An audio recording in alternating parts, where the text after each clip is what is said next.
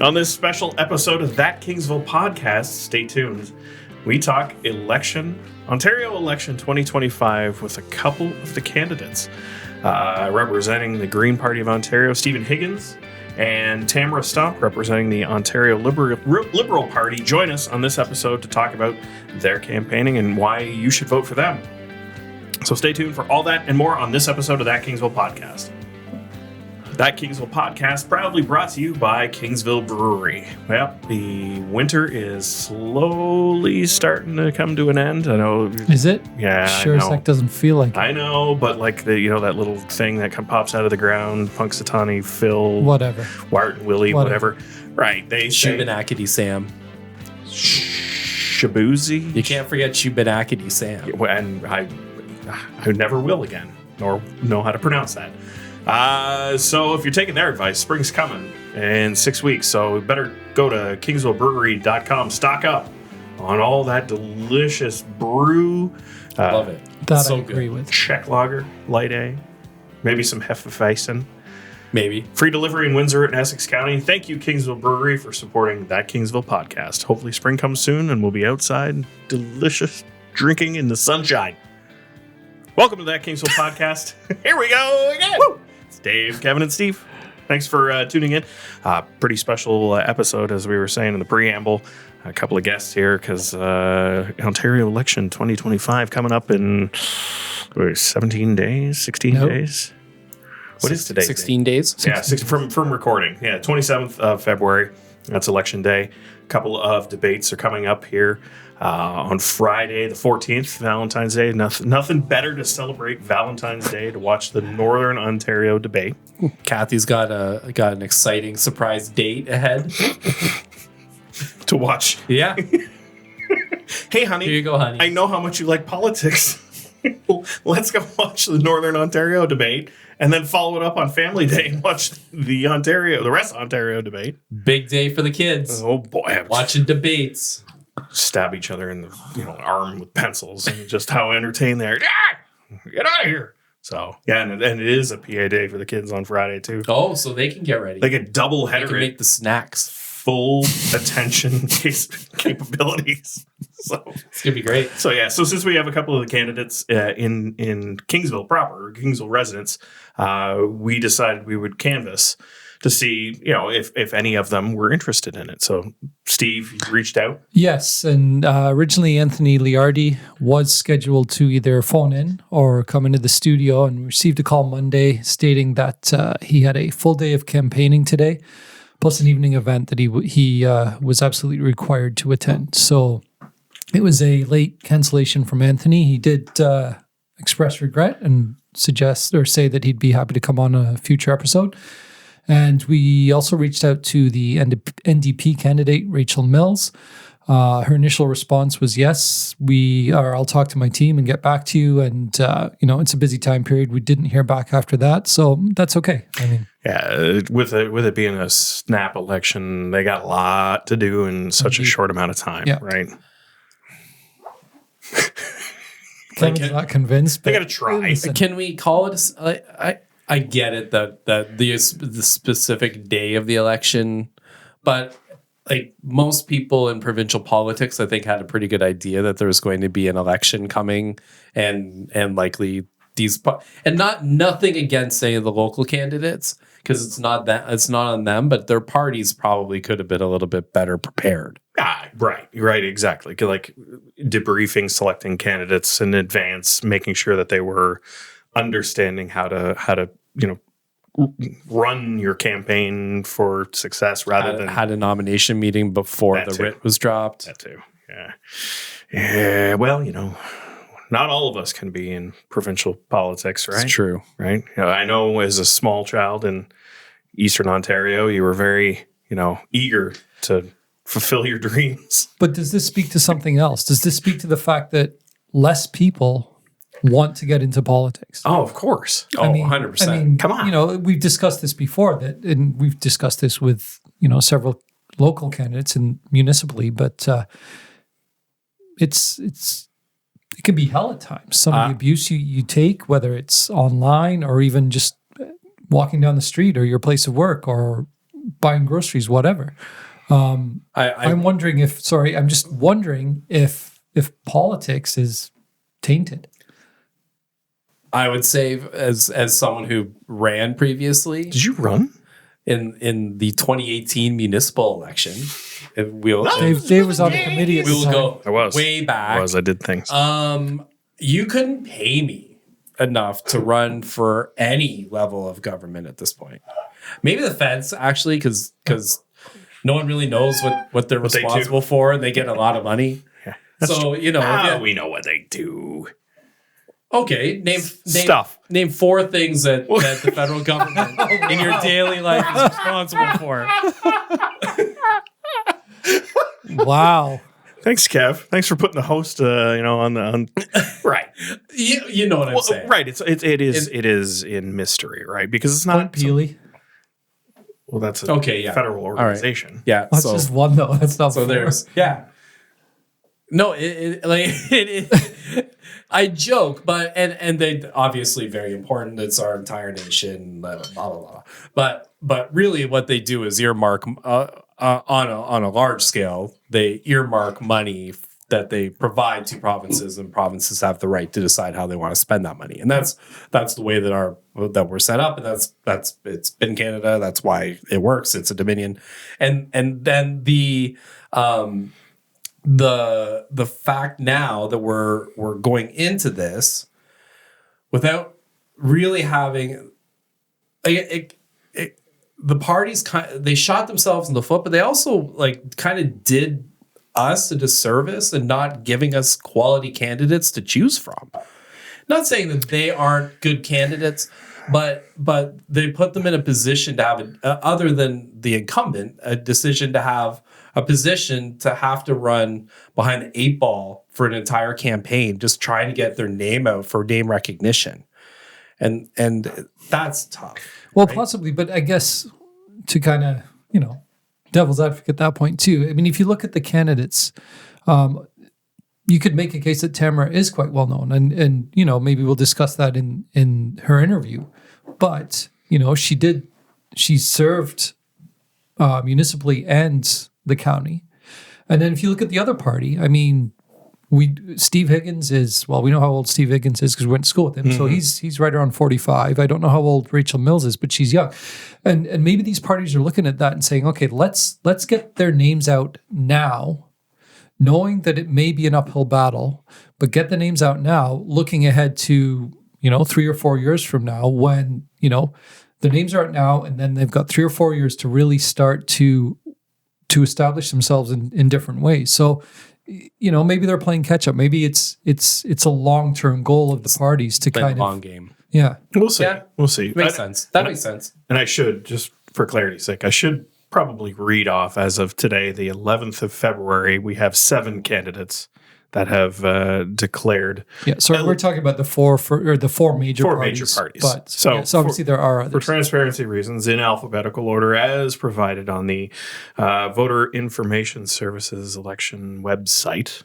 Again, February 11th, there is Stephen Higgins representing the Green Party of Ontario, Travis Jacques for the Ontario Party, Anthony Liardi, PC Party of Ontario, Kevin Linfield, none of the above Direct Democracy Party. That's a new one on me. None of the above Direct Democracy Party. Acronym NADDP. Okay. Rachel Mills, Ontario NDP. Tamara Stomp, Ontario Liberal Party. And William Zabo Verzok is running as an independent. Now, they will kind of close off candidacy on the 13th. I think it's mid-afternoon. But, as of right now, a couple days before that date, that is the ballot for today. So later this week, on the 14th, as we were discussing, there's the party leaders debates. On Friday is the Northern Ontario debate. On Monday, the 17th, is the rest of Ontario debate, 6:30 to 8 p.m. I don't think they're going to have an audience. I don't think it's going to be, a live event with ruckus, crowd interaction. Usually the Ontario ones are. Right. Yeah, People around at small table. Right. Yeah. Say your piece and, some general banter and away they go, if they even allow that. Steve Paikin. Is Steve Paikin hosting? Oh, I have no idea. He's got to be. He has to be the moderator. I have no idea. It would be likely. It doesn't say, but it is going to be broadcast on a bunch of the different networks. They're all collaboratively participating. So you will be able to check it out again, 6:30 to 8 on Monday, the 17th. CBC, CTV, Global, TVO, CHCH, CPAC City, CP24, and Omni. Covering all the bases, going to air it all. So get ready, Kathy. Oh boy. Could you imagine Happy Valentine's Day. I was just going to say, it's like no better way to end the night on the couch watching the Northern Ontario debate. Yeah. Boy, oh boy. Let me tell you about mining. Lumber. Or else. Oh! That's precious. We made it this far. That's a gem, that one. No? Yeah. We don't mind gyms in Ontario. No, it's fine. No, just That's too. yeah. That one too deep. Oh, nice. Golly. Nice. Do we continue on with this? There was some local Kingsville Council news. Guess what? Bigger buildings approved. All right. Moving on.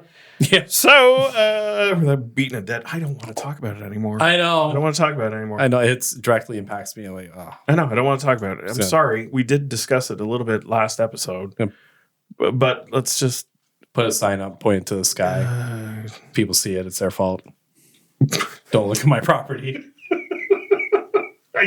Kevin, I do not want to read that police report. Nope, moving on. So, if you remember a few episodes ago, we had the ladies from Counter in to discuss some of their opportunities that they were trying to fundraise for. Big announcement. Already they've broadcasted on social media. Just wanted to introduce it to our audience as well. They have started an all-girls ages 8+ soccer league called Unite Her Soccer. So it's going to start this year. Fields in Harrow and Kingsville. You can go to, it's partnered with SC United, which is, again, our local, do we call it football? Should we call it football? It can be soccer. Soccer. I'm looking at Steve because he's the authority. So if you go to www.scunited.ca/uniteher.com, unite-her.com, you can register and find out all the details. So, that's great to hear that, there's things that are happening, right? We only just spoke with them late last year, end of summer. Yeah. And already we're starting to see, some of those things come about. So interesting. It's great. It is. Gentlemen, anything before we get into the nuts and the bolts with the special guest today? Oh, I got one. So, You almost forgot, didn't you, Kevin? this is good. We talked about it earlier. Steve's getting this cold. Oh, you didn't. Oh, right. So before I got here before Steve, which is legendary, Unusual. The yes. first. yeah. okay. And I was out at a client dinner. Like one of our consultants was in town, so went out, and they're from the Waterloo region. Went to El Diablo. We've gone. Me and him have gone there before. He's a big fan of the Dan noodles. Oh my God. Yeah, and I mean bao buns, right? Like how can you not? And so we sit down, and he says to me, "It's like, what's the deal with that school name, Erie Migration?" and I looked at him square in the eyes, like, "Are you pulling my leg, or are you being real?" And he's like, "What do you mean?" And he says, like, I explained that there was a controversy around the name, and he says, "I had no idea. I honestly was wondering, Erie Migration, like, are they trafficking children?" and he's like, "What are they? What migration is happening?" And I explained, well, actually, Kingsville is associated with bird migration because of Jack Miner. And he's like, "I had no idea. I was driving by and I looked, and I saw it say Erie migration. Why would they name a school over population migration? And then he thought it had something to do with like the migrant workers and the fact that there's like migration is maybe tied to migrant. And I explained, I'm like, well, let me tell you a little story about a group of focus groups that they had with children and parents, where they came up with this revolutionary idea of naming a Kingsville district school. And then, you know, there was a group of adults that decided no. And it was funny. And then the topping on the cake was his daughter, who was at the dinner with us, piped up and mentioned, I honestly thought it was a correctional facility. And it's like, oh, whoops a daisy. Welcome to our public school system in Kingsville. Whoops a daisy. Side note, I did some traveling in the U.S. and I also went to a small community in southern Kentucky, and they had just built a brand new school. Now, this was just a high school. They're a little bit of populace kind of. And their high It's the schools US. are high. Yeah. It's the U.S. Their gyms are the size of our school. So I will clarify and preface this. This was not the type of school where you see that gigantic stadium from like the interstate, like what Major League Baseball team plays there? Friday Night Lights. Right, exactly. No, it wasn't. It was, I would say, pretty equivalent to the same square footage from my purview as our school. It actually looked like an inviting place that you wanted to go to because there was a little bit of architecture, there was some sculpture out front, and then some generally inviting things like a track and facilities that looked equipped. And the business partner that I was traveling with, I had informed him of all of our trials and tribulations through the naming and all of trials. Right. Yes. Trials, many debates, many. But sorry, go on. And he said, I would wonder how much they spent to pay for that. And then when I told him how much we spent on ours, we pulled up the picture of our school. And that was his first assessment as well. He said, if I was driving by that place, I would have said that's a prison. And I said, rest my case. So, other news, I know we didn't prep this at all, but do we want to talk the Made in Canada movement that is happening? Because it's on. We've got 8 minutes. We have 8 minutes. 8 minutes. It's pretty astounding to see, and there's a lot of misguided people throwing ideas out there, trying to figure out who they should be buying to support Canada and who they shouldn't be, and the guidelines of what's Canadian and what's not Canadian, and it's especially in this area, like it's a very gray area. We have a lot of multinational companies that have production here, have manufacturing bases here. Highbury makes a lot of items for Heinz, and a lot of that gets called into question. But all of that aside, seeing the people that are trying to do it and having the conversation of wanting to buy Canadian and just having like the offhand thought of how do I buy Canadian instead of something else is pretty wild to see. Well, have they tariffed you yet? Yeah, Steele.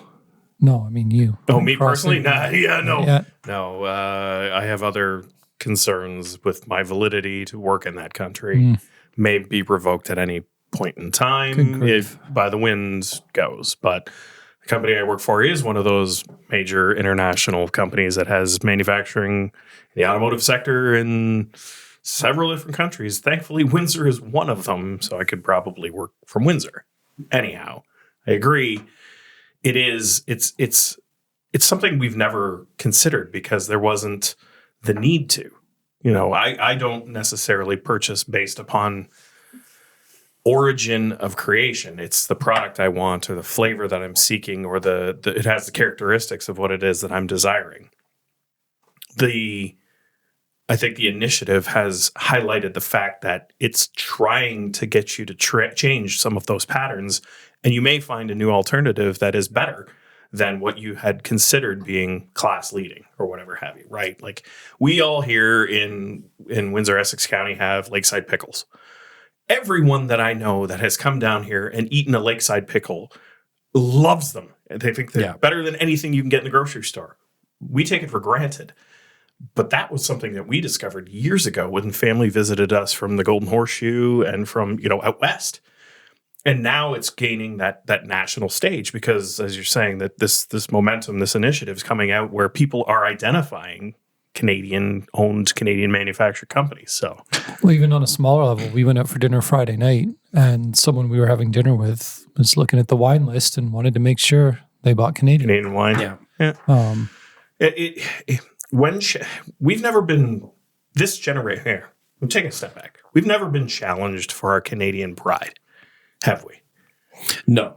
Sports-wise, yes. Right, because that's always, hey, a nation behind a team, right? 2010, Sidney Crosby. Right, or Olympic victories, right? Things like that. I think the closest we would have had is probably Quebec separation. Yeah, but that was internal to the country, right? Yeah. That was pitting Canadians against Canadians. Yeah, it's not, like, I would say that's probably the sure. And I mean, I was a kid. I remember. But that was probably the last time I remember there being a rise in patriotism like what's happening now. Well, there isn't Saturday Flag Day or something. Is it Saturday? Is it? Friday or Saturday, they want people to display Canadian flags. Is it actually flag? There is a Flag Day. No, this is not that. This is a day to bring out the pride and have people display their flags. Well, and it's interesting because, like, not long ago, the Canadian flag was tied to some thoughts that a lot of people wouldn't. I would say a majority of Canadians would not feel were very Canadian. Sure. Yeah, correct. And I think at the time, a lot of people recognized that. Okay, this is temporary. It will mean what it's supposed to mean once again. But just going back, similar. I mean, there's a lot of people in Dave's situation.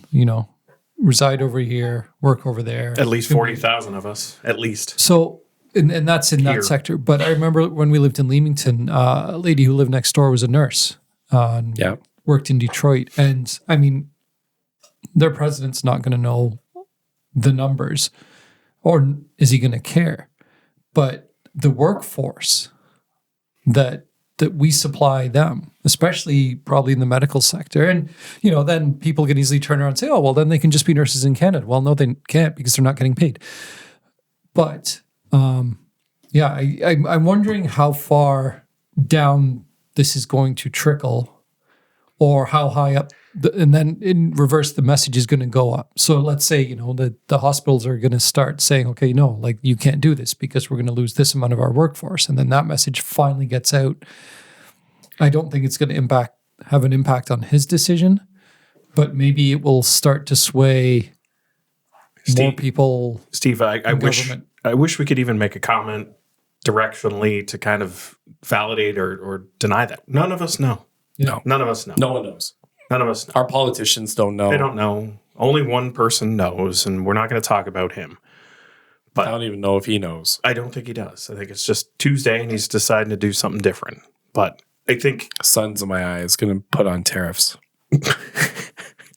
I had ice cream this morning. Yeah. Tariffs. Kevin, your point about it unifying Canadians, right? Canadians are prideful, but we were graciously prideful up until this point, right? Like, whenever abroad, I was confused as an American because my accent isn't Canadian in the typical sense. I don't think we can call them broads. We have to call them ladies. This is why you tune in. No, I'm not American. I'm Canadian, and I understand how you could think that. Blah blah blah. I think now with these events, it's further instilling our differences, which we know and we accepted. Hey, they're just different. They're Americans. It's not a bad thing. But now it's bolstering the reasons why we're happy and proud to be Canadian, right? And supporting Canadian companies and understanding more about what we have and our strengths, and being thankful for what we have in our own country and not having to rely necessarily on others. I think that's kind of unique. I don't want to see this continue on, because there will be suffering and there will be things that come at a cost, which, it's unavoidable if prolonged. But, as much as we can do while we can do it, go to your local restaurants, go to your local grocery stores. Take a look, take the time, you're a small business owner in town, right? Shopping at local providers. Again, how much money stays in the local community for every dollar cent to spend? What is it, 70 cents stays in the community? Yeah. Right? Things like that we take for granted. These are the things that come to rise to the top in moments like this. So, yeah. Bye, Canadian. On this very special episode of That Kingsville Podcast, we've got some of the candidates for the upcoming provincial election in studio. Starting off, Green Party, Mr. Steve Higgins. Thanks for joining us on That Kingsville Podcast. Thank you for having me. Now, Steve, you're a Kingsville resident. The calling, it happened. Tell us why you are running this election. It's been an adventure that started probably close to 10 years ago. I started to really think about this as a future possibility for myself. And every election since the 2018 election, provincially, I've considered running. 2022, I didn't feel like I was ready personally. And then with this snap election, the Green Party reached out. We had talks in the past, but they reached out and said, "Hey, look, we're having a snap election. If you're still interested, and you want to do it." So you answered the call. I answered the call. All right. Yeah. Well, introduce yourself to our audience. Who are you? Tell us, a little bit about the Steve Higgins. Okay. Well, the Steve Higgins is a. Sorry, in full disclosure, Steve went to high school with me and Steve. Yeah. Steve and Steve.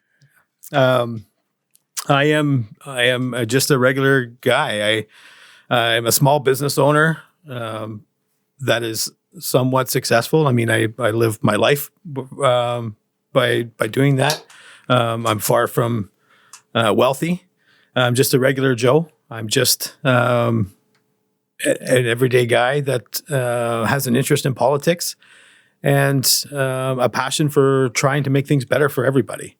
So, I took this opportunity to try and make a difference. And I understand it's going to be a battle, being a Green Party candidate with no Green Party foothold here and very little support in past elections. But I believe that a movement can be made. And this is a long-term plan for me. So I was just say, tell us a little bit about your policy, what you're focusing on locally, and then what the party as a whole is looking at across the province. So locally here, Kingsville is going through some changes, and those, not everybody's happy with those changes, and a lot of those changes are because of policy that is in place. So I'm sorry. Can you? No, just a little bit about your sort of your focus locally as far as the platform goes. So my focus locally, housing, affordable housing, and it's not just a catchphrase. There's the Green Party has a really good plan for that. It's a plan that I stand behind. Healthcare, mental health care. Again, the Green Party has a good plan for that. Those are things that I stand behind. And just overall the affordability crisis, right? Things are really expensive. Everybody is struggling. I don't know anybody that says, I think things are great and things are headed in the right direction. So, those are the key things that I'm really looking at, and changing politics. The Green Party really stands for community and doing politics different. So I'm not bound by party lines to spew the party platform and to say yes to everything that the party puts forward. I'm here for the residents of Essex and what is best for the residents of Essex. And that's one of the biggest reasons why jumping into politics, I went with the Green Party, is their values align with mine as far as that. One of the other things that is especially in relation to Kingsville is we need to put the power back into the municipalities for them to decide what's best for them. I mean, I watched the meeting last night, and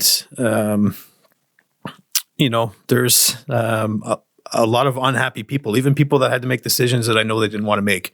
But that's just the kind of the reality of where we're at right now. Provincially, is a lot of hands are tied, and things are going to move forward in a one size fits all type of plan.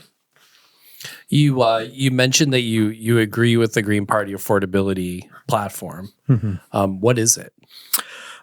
So that's a big question. Right. There's a fully costed platform coming out tomorrow on the 12th. Which I would recommend everybody go and have a look at, and we can show you the things that we're doing.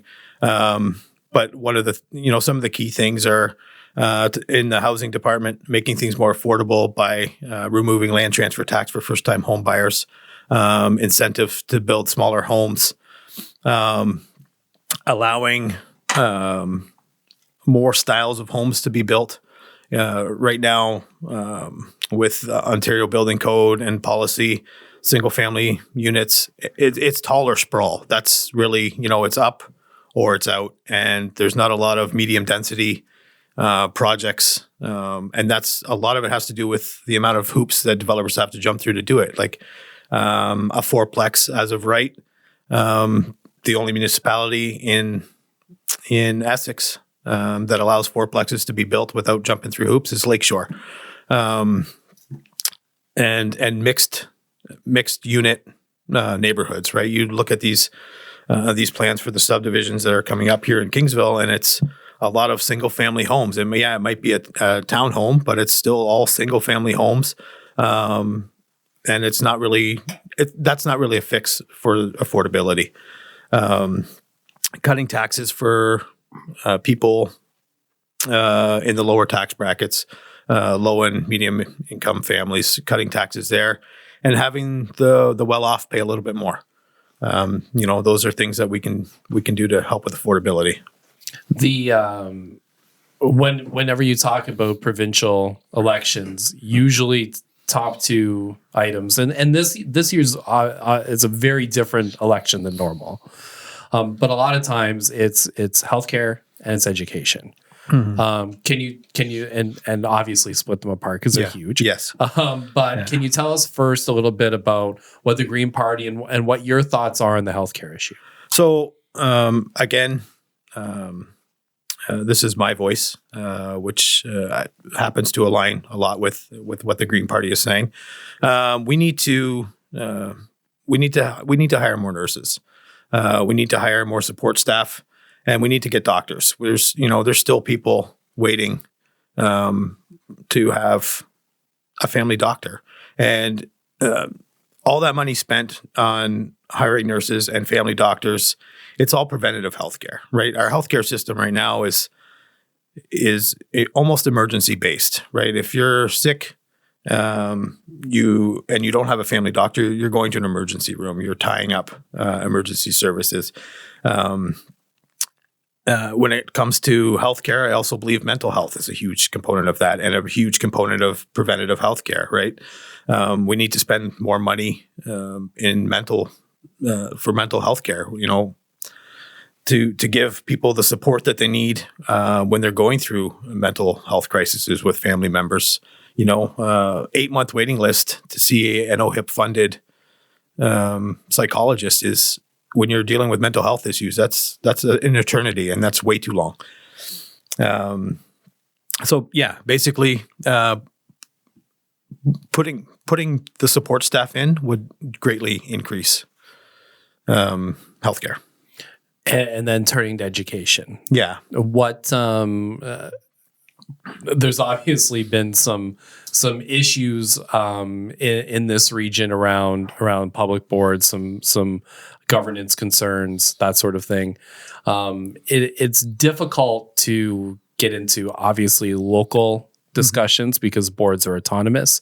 But what do you see as being some of the big provincial level education issues that you think the Green Party has a good platform for? Well, it's greatly underfunded.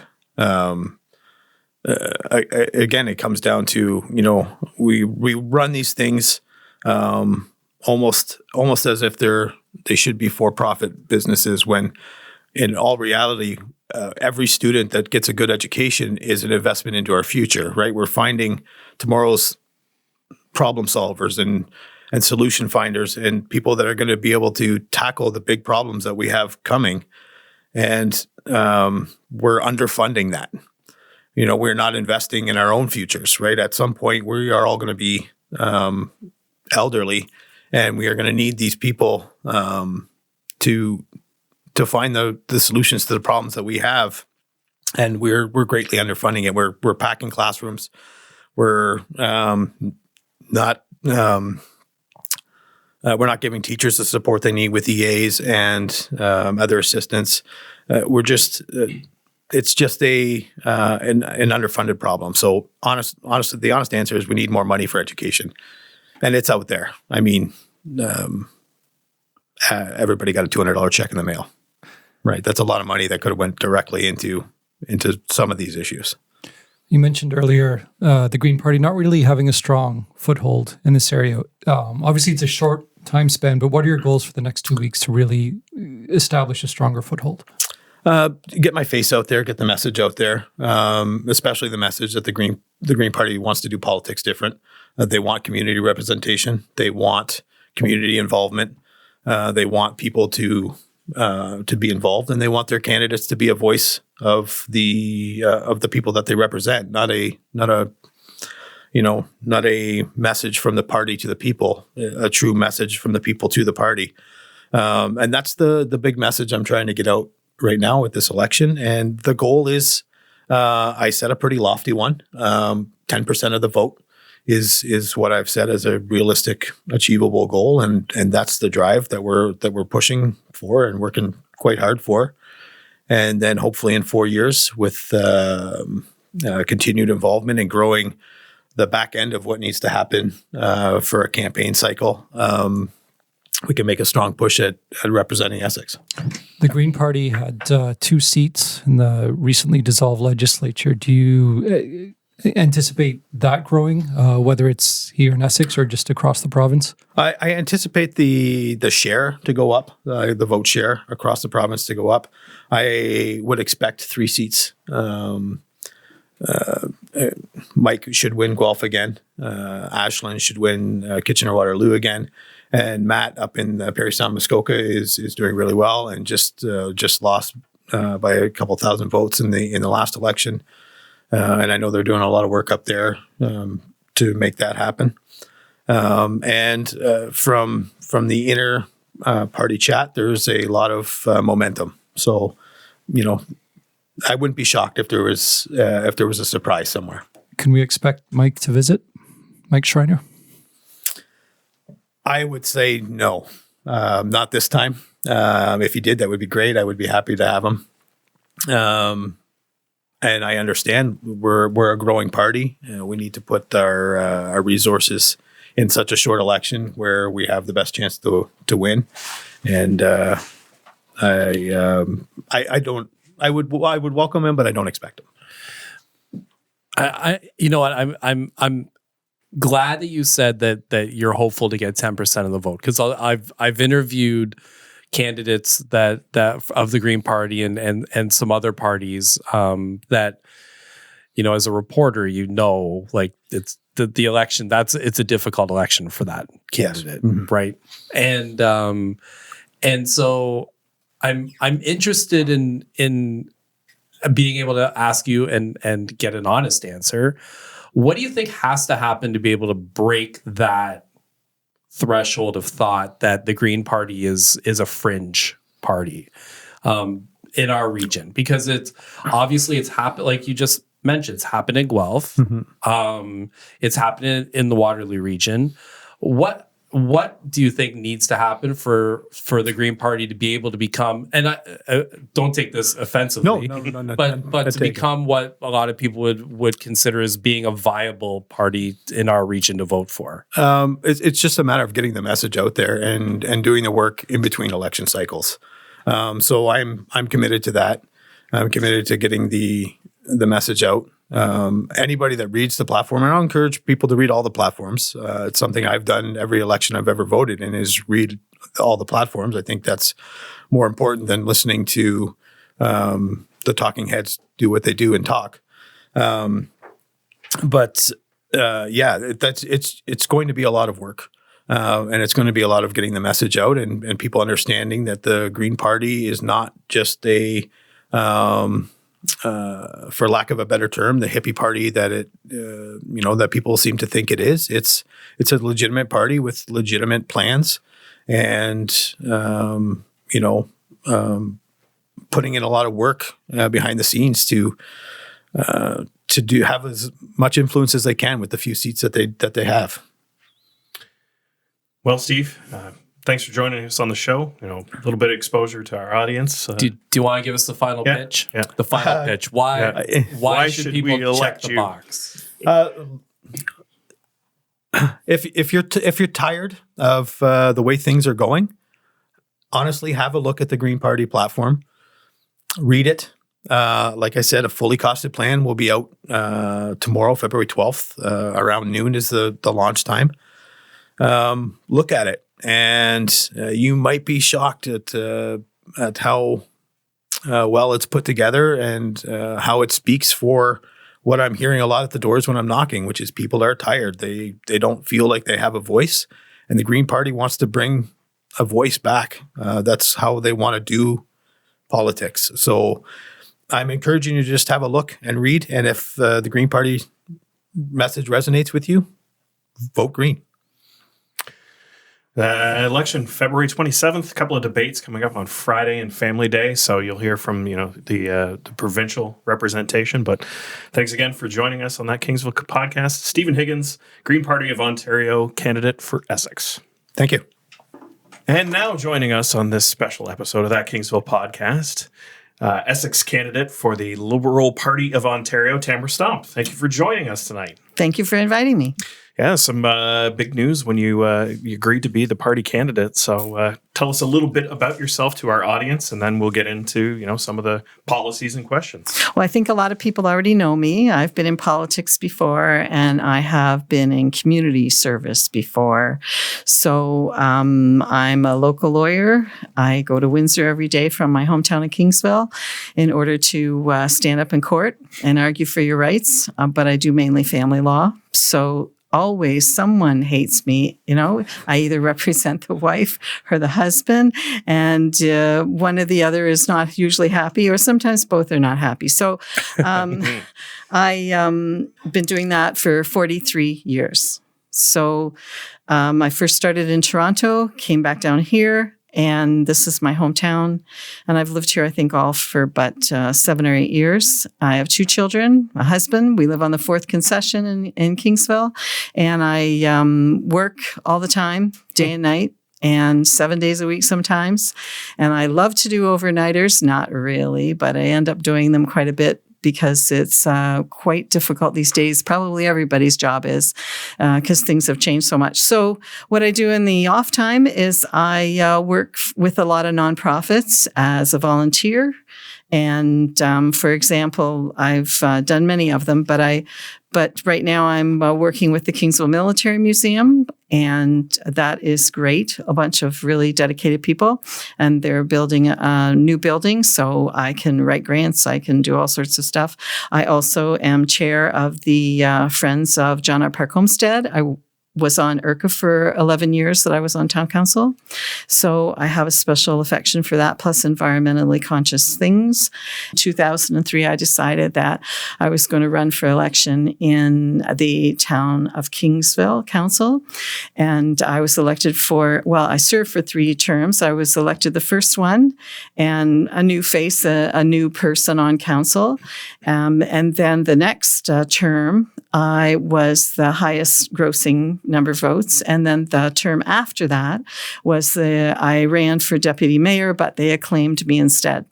So I have a lot of governance experience. I have, as a municipal experience, I became very, I loved planning. So that's streets, roads, sewers, low cutoff lighting, all that stuff that they talk about when you're building a great community with wonderful homes in it and a place to live and either, whatever age you are, work, retire, or raise kids. So that's what I had growing up. And I think Kingsville's a great place to do that. So I'm happy to be home. I've been back for, it was 37 years now. And I have two, and my children are grown in their 30s, so I don't have to worry about them anyway when I'm away. My husband's self-sufficient. We all know him. And now I was thinking about why I'm doing it this time. Is that what you want to know? Sure. All right. Doing our job for us. So why I'm doing great. it? Okay. I do. So, and I was trying to remember, you haven't run provincially or federally before, right? No, this is your first time as a candidate outside of the municipal level. Right. What before we get into the why of the Liberal Party, but what made you want to make that jump? Because it is different, right? And MPPs are busy. Like there's the provincial level of government, and not that municipal councillors aren't, but there's a lot going on at Queen's Park and a lot of files. What made you decide now at this point in your career professionally to make that leap? Well, I can help. I have a lot of experience. I have a lot of knowledge. I can read legislation. I can interpret it. I can tell you what might be missing. Maybe not on all of it. I've been working in almost every type of field of where it could be. And I have lots of qualifications to be assistant a minister for law. I used to do criminal law in Toronto. I do family law here.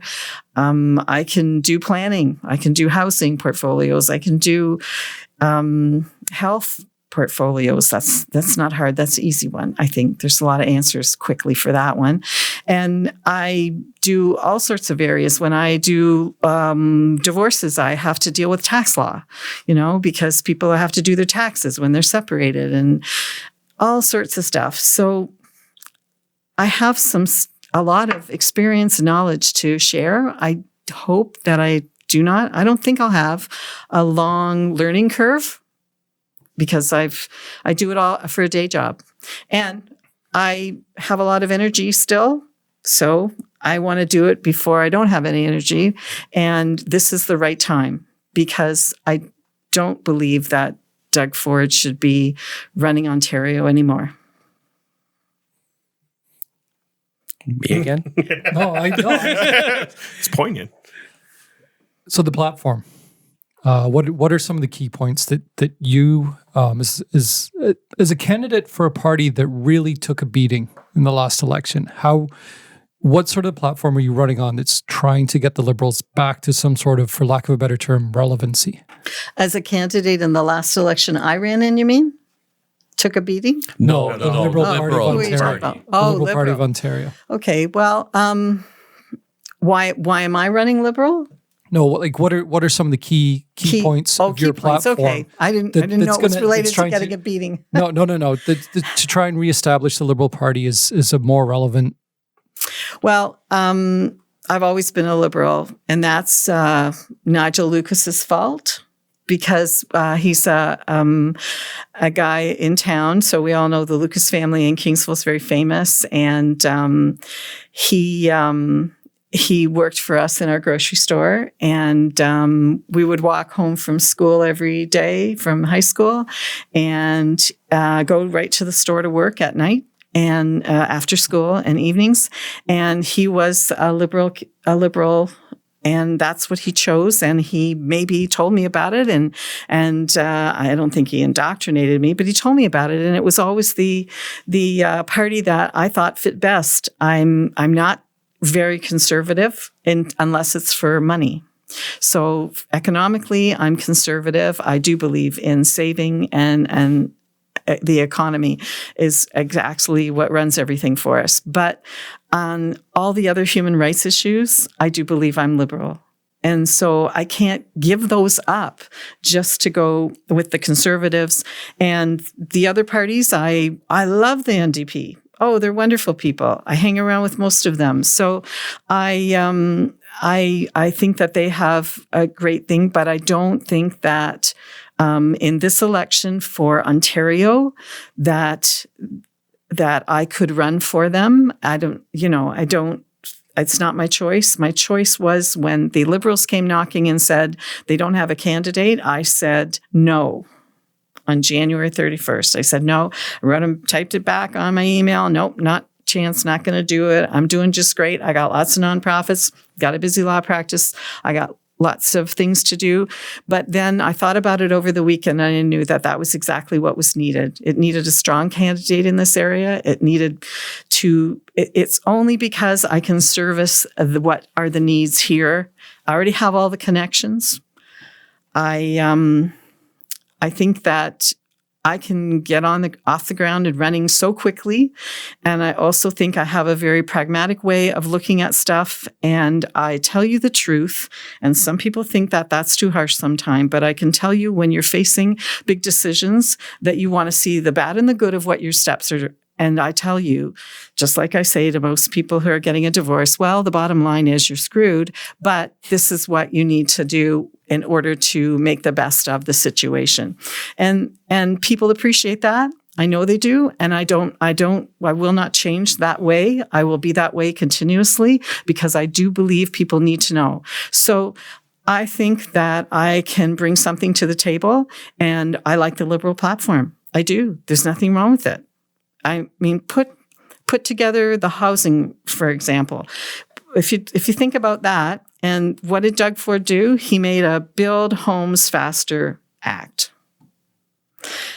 Bonnie Crombie's saying, build affordable homes faster. You know, it's exactly the words that you need, affordable. And so that's what we need is some homes that are, where we have a housing crisis, that's true. But it's not because developers, it's because developers need to make a profit, and because they're working hard and they're risking their capital and they're putting it out there. But the medium and lower income people need homes too. And those are the ones that we need. So it's all making more sense to me than any of the other platforms. How do you do that? How do you do that? What's the platform say? How do you create that affordable housing? Oh, so there's a whole list of things she's got there. So unfortunately, I don't have my notes in front of me. So a lot of things are to make a home affordable. First of all, she's recommending to cut the HST and GST off of the provincial portion off of first-time new home builders. First-time new home builders, but also your hydro and gas bill, right? And there's also talk in there about other things like rentals, which is what most people can only afford now. And rentals have really high rent charges since Ford took the cap off. And those are important. So there's quite a few of those that I think make a big difference, but it's just all in what I'm there for is to help to say that's not going to work that way, because I know the way it's going to affect someone out of their dollar, out of their pocketbook. And the reason I know that is because I have seen, as a family law lawyer, every one of your paychecks. If you work for Ford Chrysler, in the old HGM, if you work for the Superstore, I've seen those paychecks. I know what people are making. And it's not as much as is needed in order to afford what you need to take care of yourself, your family, and your kids. I don't think anyone would argue that you're well known in Kingsville, and your family's been here for a long time. You were a municipal councillor here for a long time, a deputy mayor, but in Lakeshore, in Essex, in Amherstburg, because you're running in a much larger area now. What do you think you're going to have an issue with name recognition, and what are you going to do if you do think that there's an issue? Okay, so first of all, I intend on reaching out, and there's very little time because, of course, I think Ford planned it this way. I mean, I may be in later than most people, but there's little time left. I do know people in those areas. I do divorces for the whole county. Okay. And plus that, they come into Windsor, and my sign is very prominent on the front of my office on Walker Road. So people drive by all the time and wave through the window at me day and night. And they say, I know, I've gone to a party. And they've said, hey, I know you. That's the name on the sign on Walker Road. So it's not unknown anywhere else. It is known. Widely, and I work in Windsor. So I work, and a lot of people come to work in Windsor, and a lot of people have to come to court to go in Windsor. So it's not as if it's totally unknown. Also, I sat on county council, and county council is followed by it is made up of members from each one of the 7 municipalities. So I know people in Lakeshore, and I know people in LaSalle, Amherstburg for sure, Harrow for sure. It's not Leamington this time around, though. We're cut out of Leamington because of the new boundaries, right? Right. We're getting a little short on time. Is there a feeling, and I know it's only been a short time, but is there a feeling across the province that the Liberals can reestablish official party status and really make stronger inroads this election? Well, they think so, but I can tell you right here in Kingsville, the texts and the emails I'm getting since the announcement went out said, good, because I'm not voting for Ford this time. And I want everybody to think really seriously about not voting for Ford this time because he bought you off with a buck of beer before. And if he thinks he can buy you off this cheaply, I got to worry about that. Well, what did he do? He calls an $186 million election, saying to you that he needs a mandate. He already had a mandate for another 18 months. He's just wasted that money that we could have used for healthcare. So a spa? What are you talking about, a spa? Nobody wants to go to Ontario Place for a spa. I don't think so anyway. And if they do, they've got a lot of money and they don't need to worry about it. But I was really disturbed by what he did to the Greenbelt, tried to do to the Greenbelt. I'm really disturbed about the 413, but I'm really disturbed because, and this is what clinched it. I got to tell this really fast, right? Because my time's running out. Yes. But okay, I was driving on the 401 back, and I found the big orange sign at the en route. Buy beer here. Who is this person who's encouraging people to buy beer as their refreshment to fortify them for the rest of the journey on a superhighway with big trucks and small children in cars? There's something wrong with this picture. And I want to change the picture. Before I just want, I know we're tight on time, but we have to broach the topic of Trump because obviously, and I would love to talk to you about your healthcare platform, about your education platform, but the campaign has basically made it unnecessary and obsolete. All of the conversation is around Trump, how to deal with tariffs. Do you think that Bonnie Crombie is going to be able, if elected, to lead the country and be able to battle, province and be able to battle against these tariffs the way that Ford has tried to solidify himself as the only person who can. So in limited time, right? No. This is a big one. Take your time. Oh, okay. So first of all, I want to remind everyone that this is not the federal election. It's not the cross-Canada election, and that one will come as soon as it may, but this is the provincial election. Totally different powers by each. So far, what has happened federally to deal with Trump, you're not dealing with like a Florida governor and Trump, you're dealing with the head of the country. So he has to deal with the head of this country, but other people can line up behind him and support him. And I really love the fact that that's what's happening right now. Every province's leader has lined up and going to continuous meetings about this. And so Trump is one of many. Doug Ford is one of many. And he's loudest. He's loudest and he's strong, but so am I. I'm loud and strong too. And what happens is, so is Bonnie Crombie, so is Merritt Stiles, and so is Richard from the Green Party.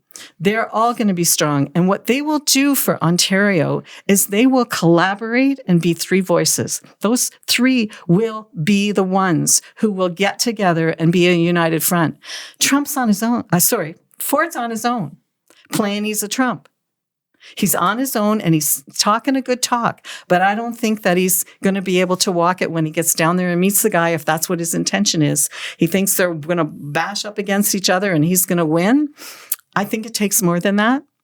I think that it's very smart for us to, as Mark Carney apparently, I saw the news, he said,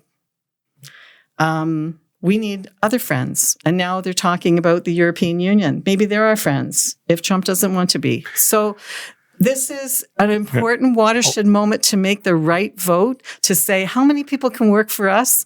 And I think there's a really great coalition that's available in here. And I want to be, I think it's going to be with Liberals and NDP and anybody else who can join in. It's just not one person. And that's not Ford. We will find out after February 27th. Thank you, Tamara Stomp, Essex candidate for the Ontario Liberal Party, running in this provincial election. Thanks for coming on That Kingsville Podcast. Thank you. It was wonderful.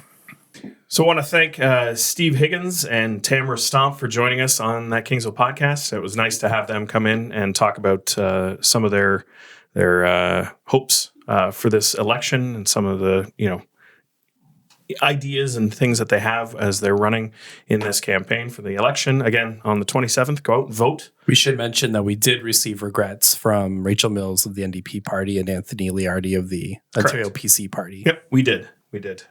So, we'll see what happens in a few days. Again, the debate's coming up. If you're curious, as the candidates said, take a look at their party policies and see what makes the most sense to you, and then get out there and vote. So thanks for joining us on this special episode of That Kingsville Podcast. We'll see you next time.